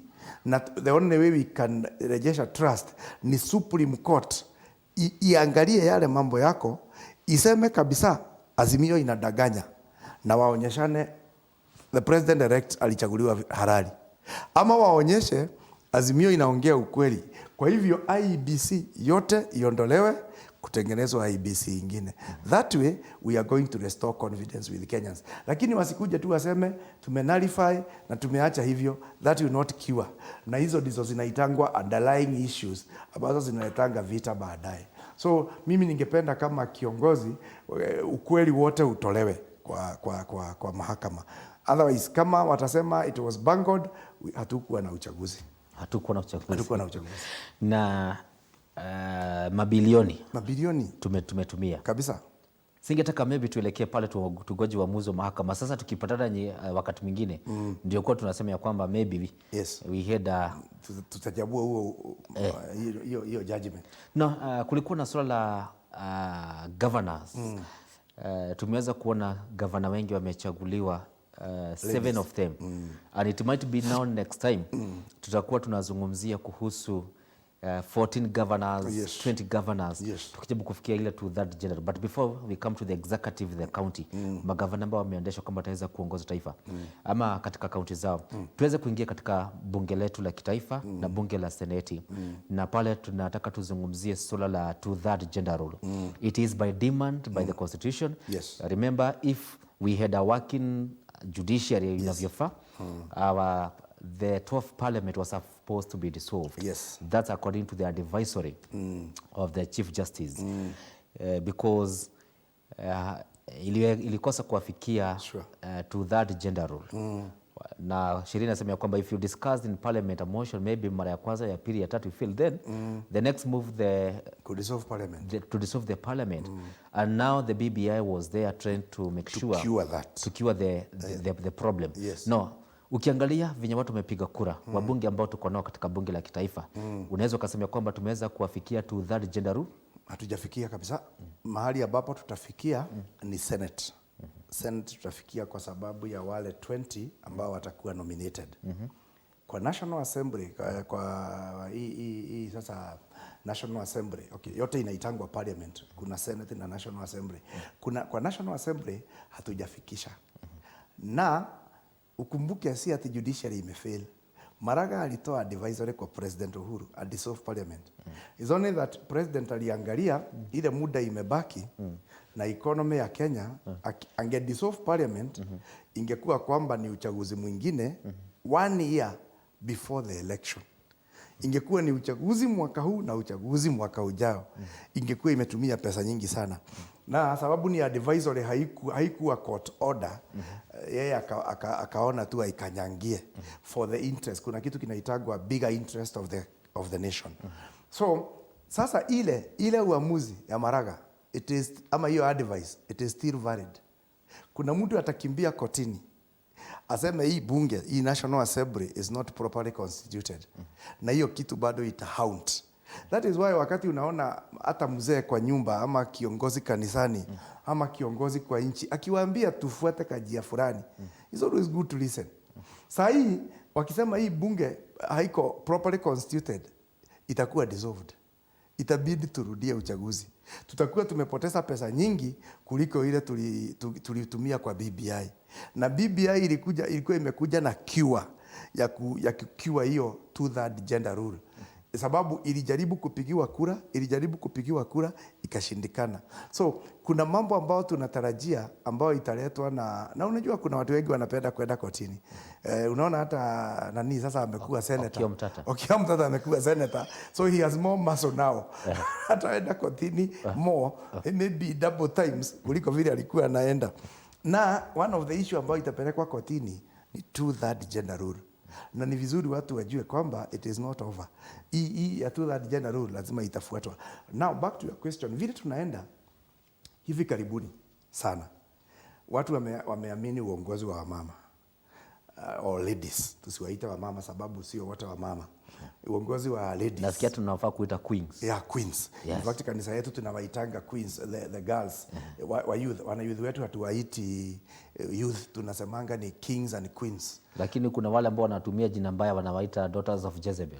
Na sasa hiyo daughters of Jezebel ni hiyo ni matusi. Sababu Jezebel had a very bad spirit. Labda waite daughters of Zion. Kama wale wakadhikuna. Now that is better. Now unaona uongozi wa ladies umekubalika hata kanisani. Yes. Remember miaka mingi sana like makanisa ya kiroho kuteua a lady akuwe pastor ilikuwa vita. Yes. Hata ilikuwa inagawanya kanisa. Kuombewa na mchungaji mama akuwekelee mikono. It was abomination. Lakini kanisa tumeshakubali, tunateua wamama ambao ni wachungaji. Sasa hata kuna wamama mabishop wengi sana, even in the mainstream churches like ACK na PCA, Pentecost churches tumeembrace uongozi wa wamama, and I believe hata hawa mama 7 wamechaguliwa kama governors, they are going to surprise men, because ukiangalia hata vile Ngiru amefanya kwake. Ngiru did a perfect job. Hata alifumbua industry ambayo ilikuwa inashona hata nguo za polisi na nguo za NYS, iliajiri vijana kazi. So hawa 7 ambao Mungu amewapatia kibali cha uongozi, I am confident hawa mama wata surprise, na kaunti zao ndizo zitakuwa za kwanza, zitakuwa zinaongoza zile zingine. Only that wachunge compromise, wachunge wasijiingize na mambo ambayo tamaa ambayo sana sana inakuanga kwa wanaume. Wamama saa nyingine wako na they don't go outright, especially kwa corruption ama kwa mambo, hawafanyi mambo extreme. Unajua wanaume wanaambiangwa aibu yao iko nyuma ya kichwa. So yes, jejua. Kuna Kikuyu inasemaje? Ebrudi hapo. Acha niseme na Kikuyu thoni cia rume cigoti. Wanaume wananga aibu. Aibu yao inakuanga na hapa nyuma. So they can do anything. Sababu haionekani. Ndio unaona anaweza kuwa amelala nje na asubuhi anakuja na anajijustify sababu aibu ameiweka hapa. Women don't have that courage ya kufanya mambo extreme. Women wanakuanga na kiasi. So hata kwa corruption, I don't expect kaunti zinaongozwa na wamama ziwe na corruption kubwa kama za men. Because they have a fear. Roho yao iko na kauoga ambapo roho ya mwanaume haina. Mwanaume can do anything. Ukubukangi kama mtu kingine kalikuwa anaitwa Juhakaruru. Sijui kama ulikuta Juhakaruru. Alikuwa anasema alikutwa na bibi yake ameshika house girl. Amemshika. Kuulizwa anasema ati alikuwa anamfundisha vile atakuwa anashika mtoto. So wanaume aibu yao inakuanga na they can say men can do anything. They do extreme things. So kaunti za wamama naamini zitakuwa bora sana. And I pray wafanye hivyo ndio hata uchaguzi mwingine wamama wapate viti nyingi. Eventually tutakuja tukikiwa the 2/3 gender rule. Maybe hapa kwa hizo counties zote saba ningetaka tuweze ku point 2 counties which are an outstanding, 3 counties ambazo nikasema ziko outstanding. Yes. Na ningetaka tuanze na Nakuru County. Yes. Ukiangalia Nakuru County imekuwa gazetted as the city now, it's not a it's city. Not just a municipal. And Lee Kinyanjui. Yes. Now, do you think that mwenye amekuja Governor Susan Kihika ataweza kusongesha maybe being the first, now the second governor and especially now to implement the development in Nakuru as a city? Do you think kwamba naamini ataweza kupeleka Nakuru now to the standard of the city? Yes, ataweza because remember Mungu alituumba tukiwa complete. and a woman is complete. Kwa hivyo kama Lee alilete city, huyu Susan Kihika ataweza kuiendesha only if hata kuwa hostage ya chama. Sababu kuna shida ukiwa kwa chama ambao pia inakuwekea roadblocks. Inapokata. If remember Mother Karua resigned one time kwa Kibaki, akasema huwezi nipatia jembe na tena unifunge mikono na unatarajia nilime. Nataka kulima alafu unaniambia na umenifunga mikono na useme jembe ndio hii. So if Susan will be herself, akuwe kwamba ni yeye anaongoza na cabinet yake na bunge yake na watu wa Nakuru, there is no reason kwa nini hata succeed. Hakuna. Lakini ikiwa atakuwa anapata instructions from another place, then you can be sure then she will not be able to achieve. One of the reason why Lee Kinyanjui achieved a lot is kwamba Jubilee pia ilikuwa imepatia magavana wao nafasi ya kuhudumu independently. That is how he succeeded. So naamini Susan ata succeed ikiwa kwamba atakuwa free. She has all what it takes. Ako na akili, amesoma, ako exposed. Remember alikuwa US, amekuwa county speaker, amekuwa senator. She knows all the nitty-gritties. Baba yake alikuwa MP miaka mingi sana, amelelewa kwa hiyo nyumba, so I think she can do it better. Yeah, okay, we hope so. Okay, no, nangataka sasa tuingie Kirinyaga. Kirinyaga is a very peculiar county. Once the governor before enda pale amewahi tuhumiwa na bunge ya county na akaletwa Senate. Aliokolewa na Senate. na nataka tuende pole pole. Kabla aende kuwania kiti cha ugavana, alikuwa ametuhumiwa kutoka kwa ministry ya devolution, sababu ya pesa ambazo zilipotea, akahusishwa. Then kutoka pale akatoka, after that akaenda to Kirinyaga, that is Governor Anne Waiguru. Pia kukakuwa na tashwishi za maybe matumizi mabaya ya office, abuse of the office, abuse of the power, na akapelekwa katika kizimbani, akapelekwa katika bunge la seneti, MCA wakamuimpeach, but senate kamuokoa. Now the same watu ambao walikuwa na complain pesa zao zilibiwa, MCA ambao walikuwa wanasema ya kwamba anatumia ofisi vibaya, the same nikana kwamba kaunti ya Kirinyaga inatapatapa. Now in fact hata natarajia petition. Kirinyaga natarajia petition. Yes. Kwa maoni yangu, Kirinyaga kutakuwa na petition. Na ukumbuke, one of the returning officer pia amekufa. A very mysterious death. Mwenye alikuwa amesimamia uchaguzi pande ya Kirinyaga.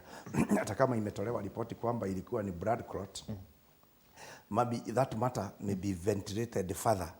Na inaweza kuwa tu kuna mambo. So, kando na kusema amewin, natarajia petition. Lakini, most important, inaweza kuwa ma MCA walikuwa wanamuonea Anne Waiguru, kwa sababu out of 20 MCAs wamerudi wawili. Wengine wote 18 wameanguka.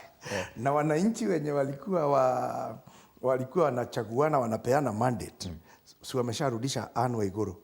So could be alikuwa ameonewa na ma MCA, ndio wananchi wamempatia mandate na wakaangusha the MCAs. But from that history ya devolution na hii ya Kirinyaga na hii ya county assembly ya Kirinyaga mpaka akaokolewa na Senate, there are few things ambazo she need now to do right. Kama atafaulu, kuna mambo ambayo atabadilisha, hatafanya vile alikuwa anafanya. Okay, Mungu pia anapeanga mtu nafasi ya kuchange. Huenda ikawa alipitia haya yote, hata kama alikuwa involved na those corruption ya NYS na ya county assembly na nini, inaweza kuwa ni nafasi Mungu amempatia sasa, arekebishe na aongoze Kirinyaga ifaulu zaidi. That is if the petition ambayo inajua itakuja haitamchallenge na atoke. Tuvuke kule Homa Bay. Kule kwa Gladys Wanga. Huko Gladys Wanga is a performer. Gladys Wanga is a performer. Alipofanywa chair wa finance in parliament, wakati handshake imefanya kazi, she was the chair of the finance ama chair wa budget. No, I think one of the two. Na ni yeye hata alisaidia wanamuziki hii mambo ya copyright. I think that was a big mileage. Na Gladys Wanga She is a good performer. Atafanya Homa Bay ikue kielelezo kizuri. And I believe she will do marvelous. Marvelous. We can't forget about just our neighboring county here, Machakos, that is Wavinya Ndeti. Wavinya Ndeti. Wavinya Ndeti iliyopita si Ndwere. Iliyo Ndwere sipite. Sasa I'm not so conversant with her performance, but I believe watu wa Machakos walifanya uamuzi ambao unafaa. Naamini kwamba kuna kile ambacho waliangalia kwake na kuna kile ambacho waliona. Mimi sijamjua kwa undani sana vile ambavyo naweza ongea juu ya Gladys Wanga, lakini naamini watu wa Machakos kuna kile waliona. Kumbuka alikuwa amegombania hiyo kiti in 2017 na I think hata 2013 she was in the ballot, na kuna kile kiko ndani yake ambacho Mungu sasa amempatia nafasi ya kukifanyisha kazi. Nataka aifanyishe kazi na tuone vile ambavyo atafanya, but basically mimi naamini wa mama they are good performers. The ladies are good performers. Okay, thank you. Now ningetaka sasa tuweze kuangalia now the second phase ya mazungumzo yetu siku ya leo. Na sasa nataka tuangalie uguzio wa kanisa kwa haya mambo yote and now we direct kwa sababu tumeweza kushuhudia amani and now we are going out to the second phase where maybe the president might be his election, his announcement as a president elect might be upheld or inaweza kuwa nullified ama tuweza mahakama inaweza amua basi tuhesabu hizi kura then tupatie mwenye atashinda maybe na kama ndio basi yamua patiwe nao. Sauti ya kanisa iko wapi kudumisha amani? Najua kwamba viongozi wa kidini wakati kama huu taifa liko katika hali ya msuko wakigoja matokeo ya ama uamuzi wa mahakama and Melchizedek anointing priesthood uweze kusawazisha amani na haki. And the two factors should be led to the peace. In fact, nobody should ever talk about peace without justice and without truth. Repeat that again. Amani, huwezi ongea juu ya amani kama huzingatii ukweli na haki. Amani bila ukweli na haki is very temporary. Ni ya kutuliza. It's like uende kusolve domestic problem, na hiyo ndio tunafanyanga sana sana. Uende uambie mke na mume, nyinyi tu muelewane. Nyinyi tu muelewane, Mungu angependa muelewane, Mungu angependa mkae kwa amani. Na hata yeye ndiye mwanzilishi wa ndoa. Na hata ndiye mwanzilishi wa ndoa. Kwa hivyo mkae na amani. Na anachukia divorce na uaache na uaombe. Haujasuluhisha. Ukitaka kusuluhisha, sikiza huyu mama, mzee akiwa. Sikiza huyu mzee, mama akiwa. Sasa tumia hekima yako uliopewa na Mungu kuleta hawa watu pamoja. Na utawalete pamoja, utaambia mama kuna mahali umekosea. Jaribu kurekebisha hapa na hapa na hapa. Na ingine ambao ni deeper, uenda hata usimwambie mume akiwa. Umuite kando, umwambie hata kama uliona nilinyamaza kwa kile kikao, wewe hapa ulikosea. You are very wrong. Utakuwa unasaidia hiyo nyumba. Na mzee pia umwambie rekebisha hapa na hapa na hapa, na alafu umuite kando umwambie wewe, najua wewe ndiye kichwa. Ni pale tu singe kukemea mbele ya mke wako. Hata haifai. Lakini wewe hata akili huna. Utachukua break fupi. Ukimuita kando utamwambia hizo vitu ili uweze kuponya. Okay. So we need ukweli utokee kwa Supreme Court ili Kenya kuwe na amani. Kiongozi yeyote wa kanisa anastahili kuwa anaitisha haki. Nilikuwa naambia watu kanisani jana, kanisa yetu siasa tunaiongeanga wazi. Kanisani kwetu tunajiwanga. Siku moja nitakuja nisikie. Kuja, utakuja. Tunajua watu wa Azimio ni wangapi, na tunajua watu wa UDA ni wangapi. Na Kenya Kwanza, na hii kanisa yetu haiwezi pasuka sababu tumepatia watu freedom. Now what we do kama wachungaji tunajaribu tu kumoderate ili watije tukaenda extreme. So nilikuwa nawaambia jana, if it is true Chebukati alikuwa na hongwa na kina Tuju na hawa viongozi wa serikali, then it will be very wrong baba atuongoze akiwa alishinda kupitia hongo. It will be abomination. Okay, asante. Naomba kwanza tuchukue break fupi, tutakuja hapo, tutakuja kuangalia uguzio wa kanisa wakati huu. Tunamaliza kabisa, tunasema lala salama katika siasa za mwaka 2022 ambazo sasa uamuzi wake uko chini ya mahakama ya upeo. Yes.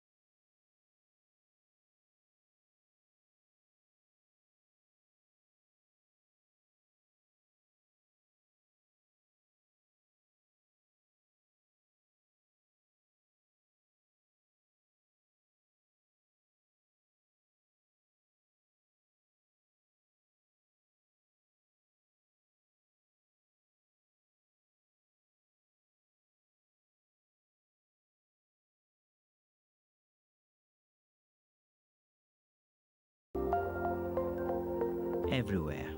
GBS.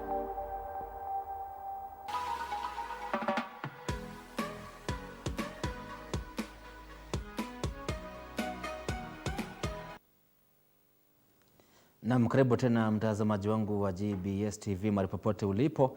Tunaingia katika ukurasa wa mwisho wa mazungumzo yetu asubuhi ya leo, ambapo naona kuna watu wengi sana, na ambao ni kusalimia na Darlington Manase akiwa sehemu za Kawangware. Anasema kongole sana for that exploitation. Asante sana. Pia naambia nikusalimia na Shiro Beauty Point, walikuwa wametuma hapo awali. Na mbona kusemia na Jenga K akiwa Mudhama. Asante. Ndani ya mitambo sana. Anasema anakujua. Asante. Asante sana. Pande hiyo wa Dagoretti watu wengi wananijua sana. Sababu ya kuwa nikifanyia kazi ya huduma. Okay, naam, karibu tena. Na sasa tuangalie jukumu la viongozi wa kidini wako wapi kuhakikisha kwamba umeona after the president elect William Ruto aliweza kutangazwa kuwa rais mteule. Kulikuwa na shangwe for one day, alafu mambo ya kalejia nomo. But now tunagoja uamuzi wa mahakama ya upeo. Sure. Tunafanya nini kuhakikisha kwamba even after the ruling tutaweza kudumisha ile amani ambayo imeshuhudiwa? Number one, hata ile challenge kubwa sana tuko nayo kwa wachungaji ni kama vile nilitaja, tumeshagawanyika. Kwa hivyo a divided house haiwezi ponya nchi. So langu kwanza ni kuomba wachungaji tukuje pamoja katika mioyo kwa ukweli. Tukuje pamoja katika mawazo yetu na vile ambavyo tunaona mambo. Nilimemalizia na kukuambia mimi singependa baba aniongoze akiwa alipata uongozi kwa njia ya kuhonga Chebukati. it will be a curse to the nation. Pia singependa Ruto aniongoze kama alipata uongozi kwa njia ya kuibiwa kura. If it is true, walihaki mitambo, wakavuta fomu zile zilikuwa sawa, wakaweka zingine, na atangazwe mshindi na tuseme let us forget and move on. Kwa Mungu hakunanga kumove on kama umeficha kitu. Kuna dhambi inaitwa ya Akan. Akan alificha vitu za Mungu zilikuwa zitolewe dhabihu, na alifanya Waisraeli washindwe vita. So if we are going to be led by a president ambaye aliingia kwa njia ya kando, be sure hii nchi itaingia kwa shida. So nataka kila kiongozi wa kanisa, kila mchungaji ambaye ameitwa na Mungu adimande ukweli. Ikiwa ukweli itapatikana pande ya William Ruto, well and good, atuongoze. Lakini atuongoze tukijua kwamba ni kura ilipigwa akashinda. Ikiwa ukweli utaonekana kwa baba, kura ihesabiwe, watoe zile ziliongezewa, atangazwe mshindi, I'll be very happy for that. Na hii mambo ya wachungaji kusema kwamba ati baba atapiga kanisa, sababu hiyo kitu pia imegawanya wachungaji sana. Ni kwamba kanisa, hatuko Kenya. Kanisa, we are not under the mercy of anybody. We are not under the mercy, not even for the constitution. We are the Church of Christ. Na Matthew 18, I think Matthew 16, Biblia inasema Yesu atajenga kanisa lake na milango ya kuzimu haitaweza kustahimili hilo kanisa. So it doesn't matter who is ruling, it doesn't matter nani president, nobody can fight the church. But we can bring ourselves down tukiendelea kugawanyika. Ati unataka Ruto achaguliwe ndiye alinde kanisa. Tumeacha kuona nguvu ya Mungu, nguvu ya Yesu mwenye kanisa, tumeanza kuona huyu ndiye atalinda kanisa. Na ati tukasema huyu mwingine tukamuita si muaminifu, si wa Mungu, ni mchawi. Now, it is not men of God. Men of God don't curse. Men of God don't condemn. Men of God give life. Midomo yao inastahili kutoka uzima, lakini huu uzima uwe umetokana na haki na ukweli. So that uchaguzi tunataka ile kura mwananchi alipiga tuongozwe na huyo kiongozi. Na it is in the Bible, Proverbs 18:18, tupige kura tu separate hawa watu wanapigana. We did that. Can we be told now this is the possession? Mimi ningependa kanisa ichukue, tuambiwe kura yenye nilipiga iko wapi, ilienda wapi. Mimi nilipigia baba, wewe ulipigia Ruto ya. Where is our vote? Nani alishinda kati ya hawa? Na sababu tunalipanga ABC, sababu ni mshahara tunawalipa na pesa yetu. They cannot come wacheza na pesa zetu na wacheza na kura zetu. So the church should be very vigilant, we should be together. Now hii mgawanyiko iko, I remember wakati Archbishop Sapit aliongoza maombi pale Bomas, ametukanwa sana kwa mitandao sana. Na ametukanwa kwa sababu wale ambao wanamtukana hawajui kwamba decision zingine mchungaji anafanyanga at some point, zingine hata yeye mwenyewe anafanyanga for that moment to save the situation. You can imagine yeye alikuwa amepangwa aombe, kumetokea hata vile yeye hakutarajia, ama kumetokea vile alitarajia, hawezi toroka. It's just like mchungaji, unajua asubuhi anaweza kuwa anaombea familia ishikane, bibi na bwana, saa 7 anaenda kuombea mgonjwa, saa 8 anaenda kuombea familia imefiwa. Huyu mtu mmoja jioni anaombea familia ambayo inasherehekea anniversary ama birthday. Mchungaji anakuanga wa kudecide mambo depending na mahali ambapo jambo limetokea, and must be very alert. Before we condemn Archbishop Sapit, tujiulize kama ange walk out na akose kuomba, then kungekuaje? Maybe hata hiyo maombi yake regardless ndio imetuliza, imeleta amani. So tusimkodem, but then can our fathers, bishops of this country, wanaweza kuja pamoja, we take a position. Na position ambao ningewaambia wachukue ni kwamba we want the truth. Ikiwa truth iko na Ruto, we want the truth. Ikiwa truth iko na baba, we want the truth. Wasahau kile ambacho wanasema huyu ni mchawi, ama wasahau kile tunasema huyu ni mwizi. We get the truth, sababu tukijua ukweli, the Bible says in John, the truth that you will know, that truth will set you free. Na ni Yesu aliambia wanafunzi wake, ile ukweli mtaujua, hiyo ukweli itawaweka huru. Kama Kenya tunataka kuwa huru, tunataka kujua ukweli. So uongozi wa kanisa kila mahali, pastor yeyote, bishop, elders, deacons, let us now concentrate on demanding the truth. Tukipewa ukweli, you'll be sure Kenya itapona. Tusipopata ukweli, tufunike, tukalie. Unaweza funika kwa muda, lakini bado itachipuka. Okay, now I like the way you have put it ya kwamba if Raila atapatiwa uongozi sababu somebody alihonga Chebukati. Yes, it will be abomination to this nation. It will be a curse to this nation. Yes. Ukasema kwamba if Ruto will win, yes, because walivuta form zingine na wakamanipulate uchaguzi, it will be another abomination. It will be another curse, another abomination. No, among the two. Yes. Now, who is who? Now the Supreme Court should now delve into that. Watuambie, mimi naamini kuna watu wataleta ushahidi, watuonyeshe vile fomu zilivutwa ya polling station fulani, ikavutwa kukawekwa ingine. That is the testimony we are waiting for. Ama Chebukati atuonyeshe hawa walikuwa wamekuja kumhonga. Now that is what tunatarajia court. Na kumbuke muhongwa na muhongani. Yes. Sasa baadaye hata kama atakuwa ameonyesha kulihongwa na uchaguzi imetangazwa kwamba Ruto alishinda, huyu alikuwa anajaribu kuhongana. Sasa mwenye kuhongana na kuhonga washikwe, wastakiwe. That is how the country will heal. Na ikipatikana kwamba it is true the IBC manipulated ndio Ruto ashinde, IBC na Ruto wote wawekwe ndani. That is the way we are going to solve this problem of this nation. Yeah. Okay, now tukimalizia maswala na amani. Yes. Pastors. Yes. Wengi tumetumika kisiasa. Wengine hata tumekuwa tukienda mlimani, tunaenda kupanda mlima na baba. Wengine tunaenda Karen. Now the election is over. Some of them, they have been politically manipulated, as you are saying, yes, as you're confirming to us that the pastors of Kenya now, they are politically divided. Completely now, divided. Because of these politics, do you believe that politicians, and especially those ambao wametumia na wamemanipulate wanasiasa at that level of Raila Amolo Odinga and William Ruto, do you think moving forward in the next 5 years to the general election, will they still believe the politicians whom waliwaona wakiwa wachipu, wakanunua, wakawahonga, wakafanya mambo mengi? Will you maintain the same trust and faith? Watakuwa wamepoteza trust, especially kama kuna pastor alipewa pesa ndiye akachukua mwelekeo fulani. That pastor amejiharibia CV yake kwa hawa viongozi.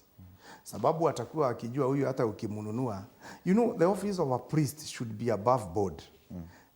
I can take a stand, I can take a position, not because I'm influenced na pesa. Naweza sema mimi nitapigia Ruto kura, si sababu amenipatia pesa, ama nitapigia baba kura, si sababu alinipatia pesa, ni sababu ninaamini uongozi wake. Hiyo heshima itabaki. Lakini ikiwa alinipatia pesa ndio niongoze maombi, ndio ni influence watu, nimepoteza hadhi yangu kama mchungaji. So wachungaji wale ambao walitumiwa, wakapewa pesa, wakaanza kutoa utabiri na unabii, na wakaweza kuwekelea mtu mkono sababu amekupatia 100k, then wamejiharibia. Itabidi warudi kwa Mungu. Uzuri wa Mungu ni wa second chance, watubu. Lakini kwa wale wanasiasa hawatawahi waamini. Watakuwa wakiona huyu wanamuona ni kama vile Tuju alisema, yeye akiona makomishina wa ABC haoni makomishina, anaona auctioneers. Sasa hawa viongozi watakuwa wakiona huyu pastor, huyu ni auctioneer, huyu si mchungaji wa kuniombea. So ningeomba wachungaji wadumishe hadhi yao, wadumishe heshima yao, lakini wale ambao wali compromise, they'll have to deal with the consequences ya vile ambavyo watakuwa wakionekana. But I repeat again, viongozi wetu akibishop, wale ambao wamesimamia makanisa yetu, wale mabishop wakuje pamoja ili turudishe kanisa pamoja. Kanisa ya Kenya haiko pamoja. Nobody should lie to you. Haiko pamoja. Niko kwa so many clergy groups na wanaongea ama wanaongeleshana tu kama wananchi wa kawaida. You will find mtu ameongelesha mwingine vibaya, mwingine ametukana mwingine. I want to believe, Biblia inasema our talks should be seasoned with salt. Na hiyo ndio tunafundisha hata washirika. Nimeambia washirika wa kanisa langu siku moja walirushiana maneno kwa WhatsApp yetu ya church. tunaruhusu siasa, tunaruhusu mpira, tunaruhusu haikuangi, nawaambianga hiyo sio kanisa, hiyo ni interaction, mahali ambapo tunaweza interact as a family. Waliporushiana maneno, ilibidi niwaambie hakuna mtu ataandika tena, na nikaifunga nikaachia admins only, sababu niliona tukianza kuenda that way, and within 2 days nikaifungua. We became sober, we are discussing politics, lakini hatuwezi kosana.